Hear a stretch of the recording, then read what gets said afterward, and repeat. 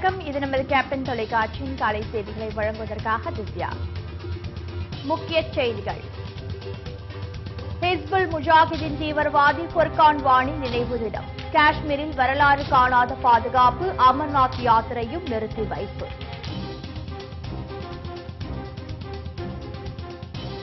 பொருட்கள் மீது புதிய விலை பட்டியலை ஓட்டாவிட்டால் கடும் நடவடிக்கை எடுக்கப்படும். மத்திய அமைச்சர் ராம்விலாஸ் பாஸ்வான் எச்சரிக்கை.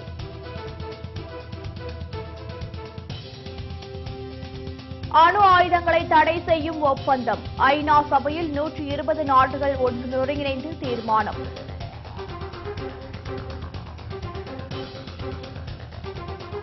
துணைநிலை ஆளுநர் கிரண் பேடி பதவி விலக வலியுறுத்தல். புதுச்சேரியில் முழு அடைப்பு போராட்டம்.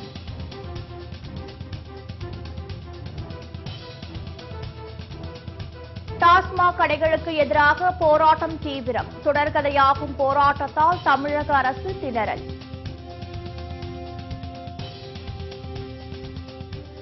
விரிவான செய்திகள். தீவிரவாதி ஃபுர்கான் வாணி நினைவு தினத்தை ஒட்டி காஷ்மீரில் வரலாறு காணாத பாதுகாப்பு போடப்பட்டுள்ளது.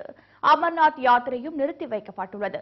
கடந்த ஆண்டு ஜூலை 8ஆம் தேதி காஷ்மீரில் ஹிஸ்புல் முஜாஹிதீன் தீவிரவாதி ஃபுர்கான் வாணி பாதுகாப்பு படையினர் நடத்திய தேடுதல் வேட்டையின் போது சுட்டுக் கொல்லப்பட்டான்.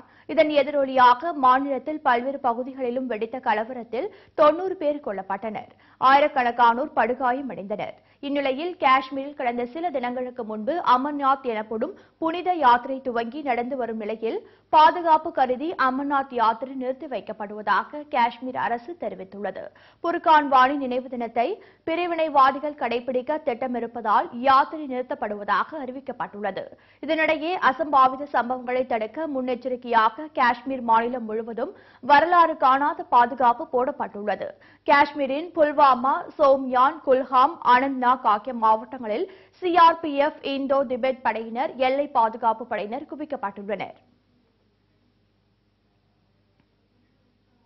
ஜிஎஸ்டிக்கு புதிய பொருட்கள் மீது புதிய எம்ஆர்பி விலையை ஒட்டாவிட்டால் கடும் நடவடிக்கை எடுக்கப்படும் என்று மத்திய அமைச்சர் ராம்விலாஸ் பாஸ்வான் எச்சரிக்கை விடுத்துள்ளார். டெல்லியில் செய்தியாளர்களை சந்தித்த அவர், ஜிஎஸ்டி வரி விதிப்பு முறை 1ஆம் தேதி முதல் நடைமுறைப்படுத்தப்பட்ட பிறகு சில பொருட்களின் விலை குறைந்துள்ளதாகவும் ஒரு சில பொருட்களின் விலை அதிகரித்துள்ளதாகவும் தெரிவித்தார். ஜிஎஸ்டிக்கு பிறகு விற்கப்படாத பொருட்களின் மீது புதிய எம்ஆர்பி விலையை ஒட்ட வேண்டும் என்று நிறுவனங்களுக்கு உத்தரவிட்டுள்ளதாகவும் அதனை பின்பற்றாத நிறுவனங்கள் மீது கடும் நடவடிக்கை எடுக்கப்படும் என்றும் அவர் எச்சரிக்கை விடுத்தார். முதல் முறை கண்டுபிடிக்காவிட்டால் 25,000 ரூபாயும், 2ஆம் முறை கண்டுபிடிக்காவிட்டால் 50,000 ரூபாய் அபராதம் விதிக்கப்படும் என்றும், 3ஆம் முறை தவறி கண்டுபிடிக்கப்பட்டால் 1 லட்சம் அபராதம் மற்றும் 1 வருட சிறை தண்டனை விதிக்கப்படும் என்றும் தெரிவித்தார்.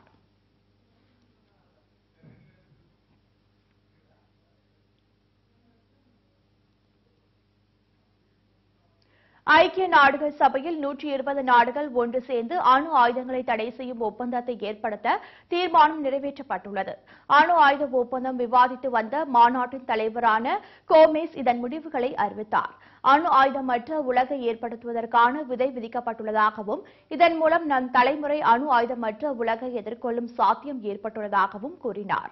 மேலும் இந்த சட்ட நெறிமுறைக்காக உலகம் 70 ஆண்டுகளாக காத்திருந்தது என்ற கோமேஸ், உலகின் முதல் அணுகுண்டு 2ஆம் உலகப் போரின் இறுதியில் 1945ஆம் ஆண்டு ஆகஸ்ட் மாதம் ஹிரோஷிமா, நாகசீமா மீது வீசப்பட்டதிலிருந்து இதற்காக காத்திருந்ததாக அவர் கூறினார்.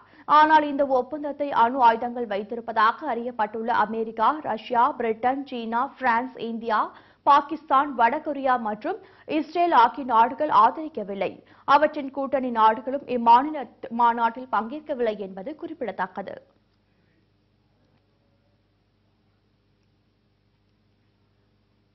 தமிழகத்தின் பல்வேறு பகுதிகளிலும் அரசு மதுபான கடைகளுக்கு எதிரான பொதுமக்களின் போராட்டம் நாள்தோறும் தொடர்கதையாகி வருகிறது. உச்சநீதிமன்ற உத்தரவை தொடர்ந்து தேசிய மற்றும் மாநில நெடுஞ்சாலைகளில் இருந்த மதுக்கடைகள் அகற்றப்பட்டு குடியிருப்பு பகுதிகளில் அவசரமாக திறக்கப்பட்டு வருகிறது. கடும் எதிர்ப்பு இடையே திறக்கப்படும் மதுக்கடைகளுக்கு பொதுமக்கள் கடும் எதிர்ப்பு தெரிவித்து வருகின்றனர். இதன் ஒரு பகுதியாக திருவண்ணாமலை மாவட்டம் ஆரணியை அடுத்த ஆவின்தாங்கல் கிராமத்தில் புதியதாக திறக்கப்பட்ட மதுக்கடையை உடனடியாக அகற்ற கோரி பொதுமக்கள் சாலை மறியல் போராட்டத்தில் ஈடுபட்டனர். நூற்றுக்கணக்கானோர் கலந்து கொண்ட மறியல் போராட்டம் காரணமாக ஆரணி வந்தவாசி சாலையில் போக்குவரத்து பாதிக்கப்பட்டது. முன்னதாக மதுக்கடை மீது பொதுமக்கள் கற்களை வீசி தங்கள் எதிர்ப்பை பதிவு செய்தனர். திருவண்ணாமலை மாவட்டம் ஆரணி அடுத்த வந்தவாசி சாலையில் இருக்கிற ஒயின் ஷாப்பு சின்ன கிராமம். இது ரோடு ஸ்கூல் பசங்க போற வழி, பெண்கள் குடும்பம் இருக்கிற இடம். இது நாங்கள் முழுக்கமாக எதிர்க்கிறோம். இங்க ஒயின் ஷாப்பு தேவையில்லை. மதுரை மாவட்டம் முசலம்பட்டியை அடுத்த செட்டிக்குளத்தில் இயங்கி வரும் மதுக்கடையால் பள்ளி செல்லும் மாணவ மாணவிகள், பெற்றோர்கள் உள்ளிட்டோர் கடுமையாக பாதிக்கப்படுவதாக கூறி போராட்டம் நடைபெற்றது. பூஞ்சம்பட்டி, சமத்துவபுரம், மாயகுருடம்பட்டி பகுதியிலிருந்து பள்ளி கல்லூரிகளுக்கு செல்லும் மாணவிகள் இந்த மதுக்கடையால் இன்னலுக்கு ஆளாகின்றனர். இதனையடுத்து மதுக்கடையை அகற்றக் கோரி பொதுமக்கள் போராட்டத்தில் ஈடுபட்டனர். கடந்த 3 மாத காலமாக இந்த கடையை மூடுவதற்கான எந்த நடவடிக்கையும் அரசாங்கம் எடுக்கல. இந்த கடையினுடைய சேல்ஸ் தொடர்ந்து இருக்கு. இங்க இருக்கிற பள்ளிக்கூடத்து பிள்ளைய பல பேர் இங்க இருக்க அருளானந்தா கல்லூரி, அதே போல பள்ளிக்கூடத்திலிருந்து டிசி வாங்கிட்டு வெளி ஊர்களுக்கு படிக்கிறதுக்கான ஏற்பாட்டில் போயிட்டாங்க. ஆகவே மீண்டும் மார்க்சிஸ்ட் கட்சி தலைமையில இந்த ஊர் மக்களோட சேர்ந்து இந்த போராட்டம் என்பது நடைபெற்றுக் கொண்டிருக்கிறது. இந்த கடையை பூட்டு போட்டு இந்த கடையை நிறுத்தாமல் போக மாட்டோம் என்ற அடிப்படையில் இங்கே முற்றுகையிட்டு காத்திருக்கிறோம். இதேபோல் சேலம் மாவட்டம் ஓம்லூரை அடுத்த தாரமங்கலம் கிராமத்தில் செயல்பட்டு வரும் மதுபான கடையை மூடக்கோரி பொதுமக்கள் போராட்டத்தில் ஈடுபட்டனர். கடந்த 4 நாட்களுக்கு முன்பாக திறக்கப்பட்ட மதுக்கடையை மூடக்கோரி பெண்கள் உள்ளிட்டோர் போராட்டத்தில் ஈடுபட்டனர். கடை திறக்கப்படாது என்று உறுதியளித்த நிலையில் கடை மீண்டும் திறக்கப்பட்டதால் ஆவேசமடைந்த பொதுமக்கள் முற்றுகை போராட்டத்தில் ஈடுபட்டனர். சாலை மறியல், உண்ணாவிரதம் என ஒருபுறம் மதுக்கடைகளுக்கு எதிராக போராட்டத்தை பொதுமக்கள் தொடர்ந்து வரும் நிலையில், மறுபுறம் குடியிருப்பு பகுதிகளில் மதுக்கடைகளை திறப்பதில் தமிழக அரசு தீவிரம் காட்டி வருவது குறிப்பிடத்தக்கது.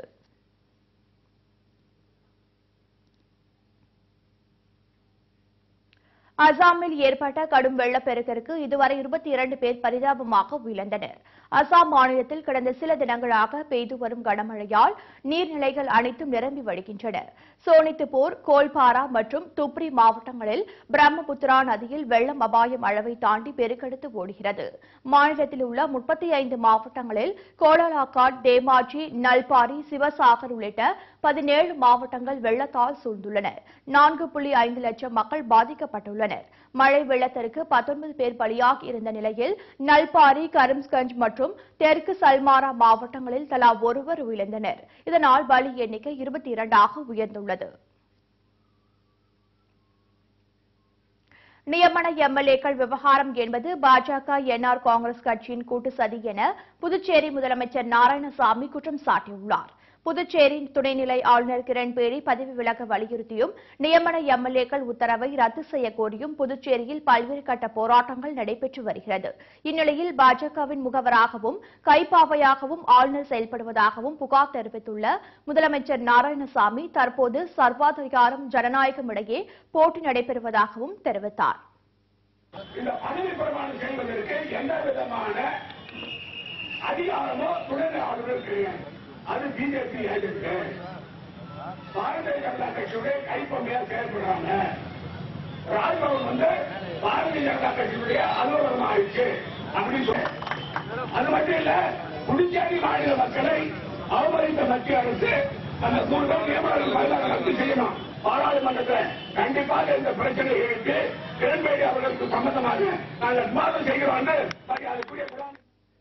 இதனிடையே புதுச்சேரி துணைநிலை ஆளுநரை கண்டித்து இன்று நடைபெறவுள்ள முழு அடைப்பு போராட்டத்திற்கு பல்வேறு அரசியல் கட்சித் தலைவர்கள் ஆதரவு தெரிவித்துள்ளதாக முதலமைச்சர் நாராயணசாமி தெரிவித்துள்ளார்.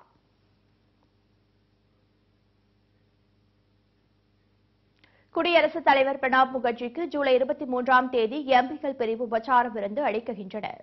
குடியரசுத் தலைவரின் பதவிக்காலம் வருகிற ஜூலை 24ஆம் தேதியுடன் நிறைவடைவதை அடுத்து ஜூலை 17ஆம் தேதி தேர்தல் நடைபெறுகிறது. 20ஆம் தேதி முடிவுகள் வெளியாகிறது. பாஜக சார்பில் ராம்நாத் கோவிந்த், காங்கிரஸ் தலைமையிலான எதிர்க்கட்சிகள் சார்பில் மீரா குமார் ஆகியோர் வேட்பாளர்களாக நிறுத்தப்பட்டுள்ளனர். இந்நிலையில் பிரணாப் முகர்ஜியின் பதவி நிறைவு பெறுவதை அடுத்து வருகிற 23ஆம் தேதி நாடாளுமன்றத்தின் இரு அவைகளிலும் எம்பிக்கள் பிரணாப் முகர்ஜிக்கு பிரிவு உபசார விருந்து அளிக்கின்றனர்.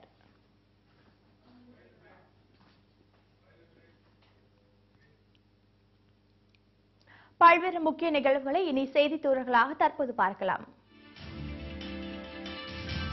பெட்ரோல் விலை லிட்டருக்கு 65 ரூபாய் 86 காசுகளும் டீசல் விலை லிட்டருக்கு 56 ரூபாய் 91 காசுகள் என்று நிர்ணயம் செய்யப்பட்டுள்ளது. இந்த விலை இன்று காலை 6 மணி முதல் நடைமுறைக்கு வந்துள்ளது. எண்ணெய் நிறுவனங்கள் வெளியிட்டுள்ள அறிவிப்பில் நேற்றைய பெட்ரோல் விலையை விட 14 காசுகள் உயர்ந்து லிட்டருக்கு ரூபாய் 65.86 காசுகளும் டீசல் விலை 26 காசுகள் உயர்ந்து லிட்டருக்கு 56.91 காசுகளாகவும் விலை நிர்ணயம் செய்யப்பட்டுள்ளது. திருச்சியில் 897 கோடி ரூபாய் செலவில் கட்டப்பட உள்ள புதிய விமான முனையம் தென் மண்டலத்திலேயே சிறந்ததாக அமையும் என விமான நிலைய இயக்குநர் குணசேகரன் தெரிவித்துள்ளார். விமான நிலையத்தில் ஆய்வில் ஈடுபட்ட அவர் இதுவரை 250 பயணிகளை கையாண்ட திருச்சி விமான நிலையம் விரைவில் 2700 பயணிகளை கையாளும் வகையில் தரம் உயர்த்தப்படும் என்றார். 250 arrival passenger 250 departure passenger handle பண்ணிட்டு இருக்கோம். இப்ப புதுசா கட்ட போற பில்டிங்ல வந்து 2300 இன்டர்நேஷனல் பேசஞ்சரும் 500 வந்து அரைவல் டொமஸ்டிக் பேசஞ்சரும் ஹேண்டில் பண்றதுக்கு டிசைன் பண்ண போறோம். டோட்டலா 2900 பேசஞ்சர் ஹேண்டில் பண்றதுக்காக புது பில்டிங் கட்டுறதுக்கு we are in this processing. Namakkal மாவட்டம் திருச்செங்கோட்டில் நகராட்சிக்கு உட்பட்ட 11வது வார்டு பகுதியில் சலவை தொழிலாளர்கள் பயன்படுத்தும் குட்டை ஆக்கிரமிக்கப்பட்டுள்ளதற்கு எதிர்ப்பு தெரிவித்து சலவை தொழிலாளர்கள் ஆர்ப்பாட்டத்தில் ஈடுபட்டனர். சலவை தொழிலாளர் பேரவை சார்பில் பழைய பேருந்து நிலையம் அருகே நடைபெற்ற இந்த போராட்டத்தில் பெண்கள் உட்பட 100க்கும் மேற்பட்டோர் கலந்து கொண்டனர். ஜிஎஸ்டியில் ஜவுளித்துறைக்கு விலக்கு அளிக்க கோரி நெல்லை மாவட்டம் சங்கரன் கோவிலில் விசைத்தறி தொழிலாளர்கள் தொடர் வேலைநிறுத்த போராட்டத்தில் ஈடுபட்டுள்ளனர்.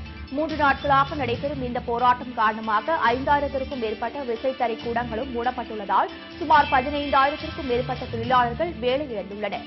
இதன் ஒரு பகுதியாக விசைத்தறி தொழிலாளர்கள் சங்கரன் கோவில் திருவேங்கடம் சாலையில் உண்ணாவிரத போராட்டத்தில் ஈடுபட்டனர். வேலைநிறுத்தம் காரணமாக நாள் ஒன்றுக்கு பல கோடி ரூபாய் அளவுக்கு இழப்பு ஏற்படுவதாகவும் அப்போது புகார் தெரிவிக்கப்பட்டது. ஜிஎஸ்டி என்ற வரியை மத்திய அரசு விசைத்தறியில் நுழைக்கப்பட்ட விளைவாக இன்னைக்கு கிட்டத்தட்ட ஒரு 7000 குடும்பங்கள் இன்றைக்கு நடுரோட்டில் நிற்கக்கூடிய நிலைமை என்பது நடந்து கொண்டிருக்கிறது. மத்திய அரசாங்கம் ஜிஎஸ்டி என்ற வரி மூலம் விசைத்தறியை திட்டமிட்டு இழுத்து மூடக்கூடிய நிலைமை என்பது நடந்து கொண்டிருக்கிறது. பிரமாண்டமான ஆர்ப்பாட்டம், பொதுக்கூட்டம், உண்ணாவிரத போராட்டம், அது மட்டும் இல்லாமல் கஞ்சி தட்டி துறக்கும் போராட்டம் என தொடர்ச்சியான போராட்டத்தை நடத்த இருக்கிறோம். தமிழகத்தில் தொடர்கதையாகி வரும் விவசாயிகளின் தற்கொலை நிகழ்வுகளை தடுத்து நிறுத்த மாநில அரசு நடவடிக்கை எடுக்க வேண்டும் என விவசாயிகள் கோரிக்கை விடுத்துள்ளனர். தூத்துக்குடி மாவட்டம் கோவில்பட்டியில் நடைபெற்ற போராட்டத்தின் போது விவசாயிகள் கண்களில் கருப்பு துணி கட்டி தங்கள் எதிர்ப்பை பதிவு செய்தனர். மேலும் விவசாயிகளுக்கு வழங்க வேண்டிய பயிர் காப்பீட்டுத் தொகையை காலம் தாழ்த்தாமல் வழங்க வேண்டும் என்றும் அப்போது வலியுறுத்தப்பட்டது. தென்மண்டல விவசாயிகளுக்கு பயிர் காப்பீட்டை வழங்கும் வரை எங்களுடைய போராட்டம் தொடரும். தமிழக அரசு தென் மாவட்ட விவசாயிகளுக்கு பயிர் காப்பீட்டை இன்னும் அறிவிக்கவில்லை. நாளுக்கு நாள் போராட்டம் வித்தியாசமான முறையில் நாங்கள் நடத்தி கொண்டுதான் இருப்போம். இன்று உடுக்கடிக்கும் போராட்டத்தையும் கண்ணை கட்டிக்கொண்டு போராட்டத்தை நடத்தி கொண்டிருக்கின்றோம். நாளை வேறு விதமான போராட்டம் தமிழக அரசுக்கு நாங்கள் இந்த கண்டன போராட்டமாக காத்திருந்து நடத்தி கொண்டிருக்கின்றோம்.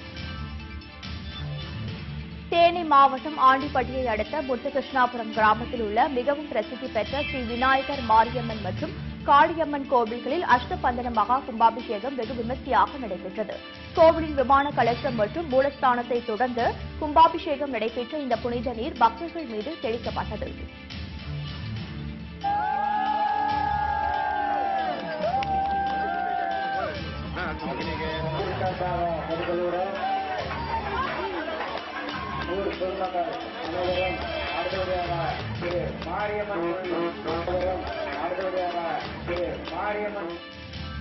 நாகையில் தனியார் பொறியியல் கல்லூரி நிர்வாகம் சார்பில் நடைபெற்ற உடல் உறுப்பு தானம் குறித்த விழிப்புணர்வு பேரணியில் 5000க்கும் மேற்பட்ட மாணவ மாணவிகள் கலந்து கொண்டனர். கோட்டாட்சியர் அலுவலகத்திலிருந்து புறப்பட்ட பேரணி முக்கிய வீதிகள் வழியாக சென்று புதிய பேருந்து நிலையத்தில் நிறைவடைந்தது. பேரணியில் பங்கேற்ற மாணவர்களுக்கு உடல் உறுப்பு தானம் குறித்த அடையாள அட்டைகள் வழங்கப்பட்டன. நீலகிரி மாவட்டம் கூடலூரை அடுத்த தேவசோலா பகுதியில் இயங்கி வரும் இந்தியன் வங்கியில் கடந்த 2 ஆண்டுகளாக கல்விக் கடன் வழங்கப்படவில்லை என்று கூறப்படுகிறது.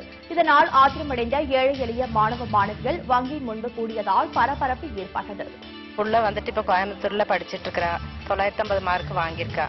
அவளுக்கு வந்துட்டு 2 வருஷமா நான் லோன் அப்ளை பண்ணிட்டு 2 வருஷமா அலைஞ்சிக்கிட்டு இருக்கேன் சார். வந்தா மேனேஜருங்க இன்னைக்கு வாங்க நாளைக்கு வாங்கன்னு சொல்லி நாளை கடத்திட்டே இருக்காங்க. நாங்க கூலி வேலை செஞ்சு தான் நாங்க பிள்ளைங்களை படிப்பிக்கணும்.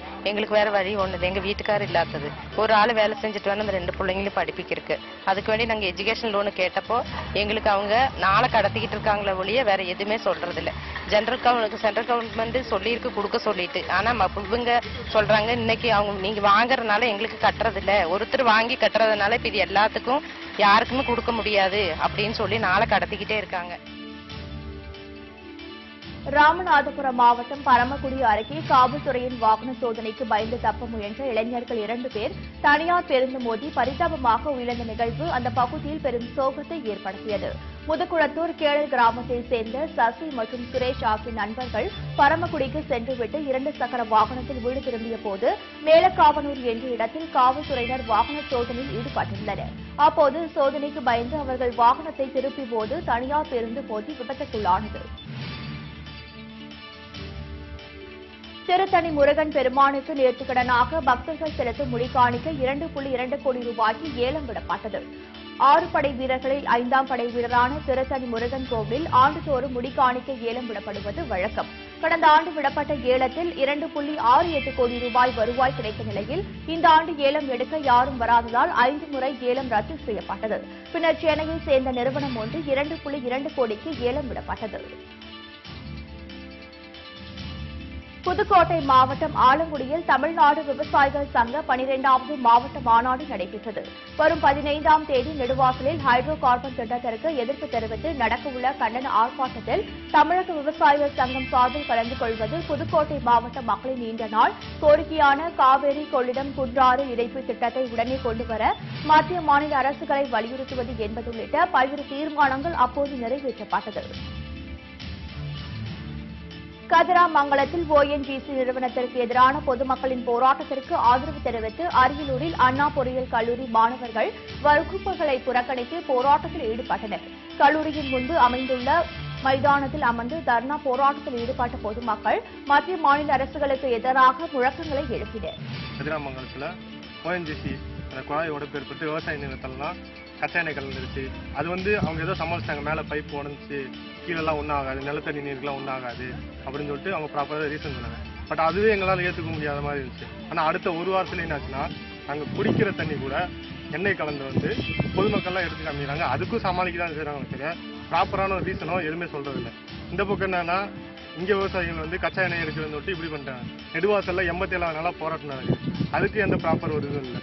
நாங்கள் அதுக்கு சப்போர்ட் பண்ணுற விதமாக எங்களால் முடிஞ்சது ஒரு வகுப்பு புறக்கணி போராட்டம் இன்னைக்கு நடத்தணும்.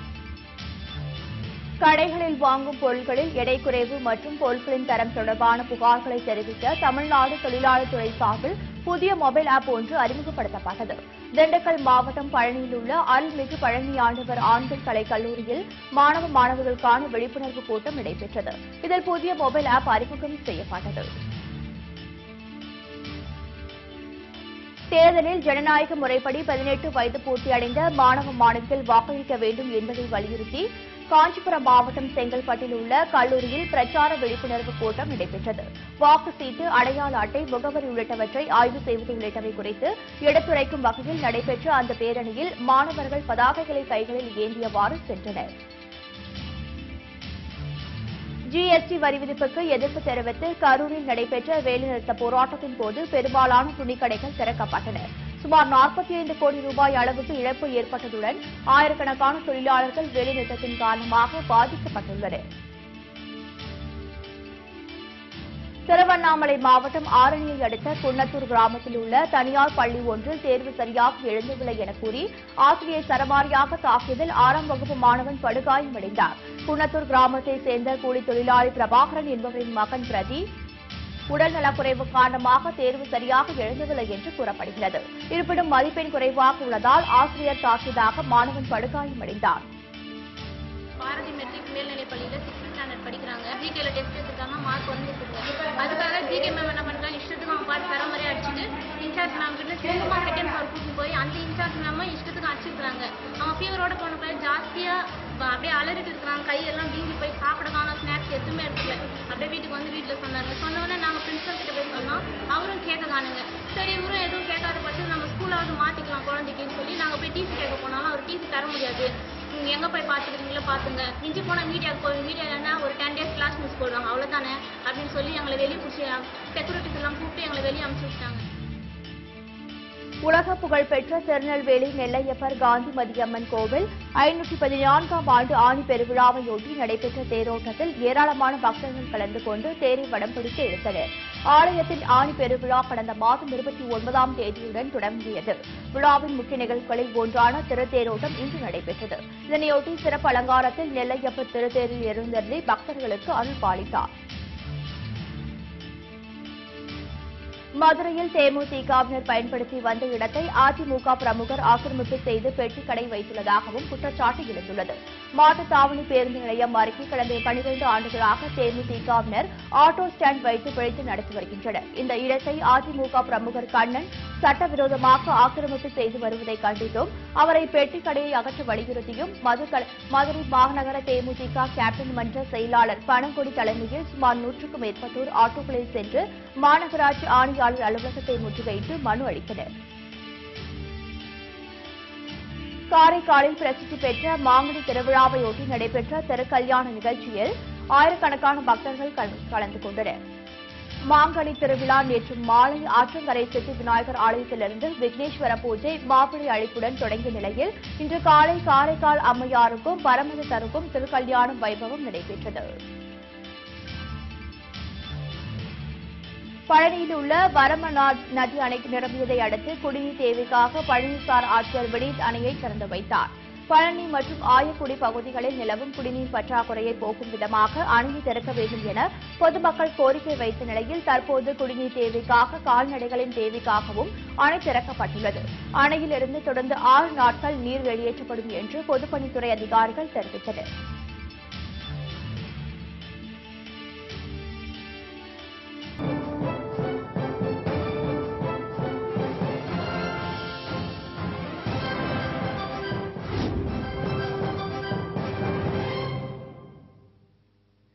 செய்திகள் தொடர்கின்றன. வடகொரியாவுக்கு புதிய தடைகளை விதிக்க வேண்டும் என அமெரிக்கா, ஜப்பான், தென்கொரியா உள்ளிட்ட நாடுகள் கோரிக்கை விடுத்துள்ளன. கண்டம் விட்டு கண்டம் தாண்டி எதிரிகளின் இலக்கை குறிவைத்து அழிக்கும் புதிய ஏவுகணையை கடந்த 4ஆம் தேதி வடகொரியா சோதனை செய்தது. ஏவுகணை மற்றும் ராக்கெட் என்ஜின்களை வடகொரியா பரிசோதித்து வருகிறது. அண்டை நாடுகள் மற்றும் அமெரிக்காவுக்கு எரிச்சலை கிளப்பியது. இதனையடுத்து நடைபெற்ற ஐநா பாதுகாப்பு கவுன்சில் அவசர கூட்டத்தில் வடகொரியாவுக்கு புதிய பொருளாதார தடைகளை விதிக்க அமெரிக்கா கோரிக்கை விடுத்தது. இதனையடுத்து வடகொரியாவின் இத்தகைய செயலுக்கு குறிப்பிட்ட நடவடிக்கைகள் எடுக்கப்படும் என்று ஐநா தெரிவித்துள்ளது. ஐநாவின் இந்த அறிவிப்புக்கு ரஷ்யா கடும் எதிர்ப்பு தெரிவித்துள்ளது. மேலும் வடகொரியா மீதான தடைக்கு முட்டுக்கட்டையாக இருக்கும் இந்நிலையில் வடகொரியாவுக்கு புதிய தடைகளை விதிக்க வேண்டும் என்று அமெரிக்கா, ஜப்பான் மற்றும் தென்கொரியா கோரிக்கை விடுத்துள்ளது.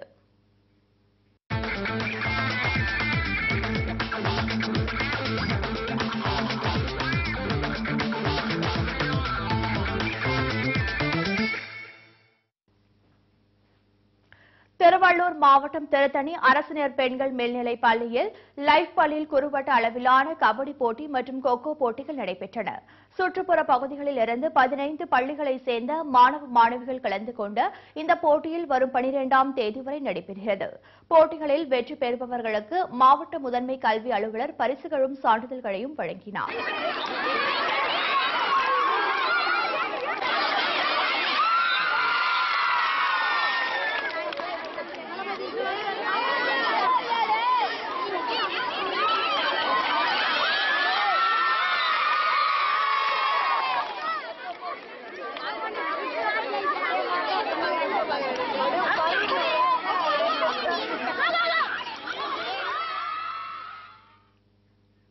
இத்துடன் இந்த செய்தி தொகுப்பு நிறைவடைகின்றது. மீண்டும் செய்திகள் பிற்பகல் 1 மணிக்கு. உண்மை செய்திகளை உள்ளபடி உடனுக்குடன் தெரிந்து கொள்ள தொடர்ந்து இணைந்திருங்கள் நமது கேப்டன் நியூஸ் தொலைக்காட்சியுடன். வணக்கம்.